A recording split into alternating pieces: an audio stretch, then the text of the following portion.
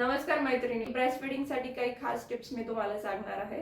तर सर्वात पहिलं म्हणजे डिलिव्हरी नंतर ट्राय करा की 1 घंट्याच्या आत तुम्ही बाळाला ब्रेस्ट फीड करत असाल, जेणेकरून त्याचा बाळाला खूप जास्त फायदा होतो.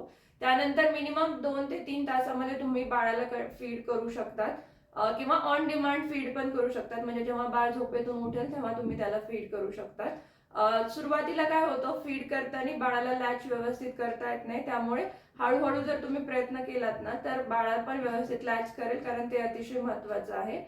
सुरुवातीला थोडासा ब्रेस्ट फिडिंग मध्ये त्रास होऊ शकतो, पण तो कम्प्लिटली नॉर्मल आहे. हळूहळू बाळ आणि तुम्ही या गोष्टीला नक्की यूज टू व्हाल. फक्त काळजी घ्या की ब्रेस्ट फिडिंग करताना तुम्ही पुढे बेंड होत नाहीयेत किंवा झुकून बसत नाहीयेत, जेणेकरून मग काय होतं, फ्युचरमध्ये तुम्हाला मग बॅक पेनचा त्रास व्हायला लागेल. त्यामुळे ब्रेस्ट फीड करत असाल तर जमत असेल तर ब्रेस्ट फिडिंग पिलो पण मिळते, ती तुम्ही घ्या. किंवा मग तुम्ही असं थोडंसं टाईट बसा, मागे सपोर्ट घ्या आणि बेंड होऊ नका पुढे. जर तुम्ही असं केलं ना तर मग तुम्हाला फ्युचरमध्ये कधी बॅक पेनचा त्रास होणार नाही.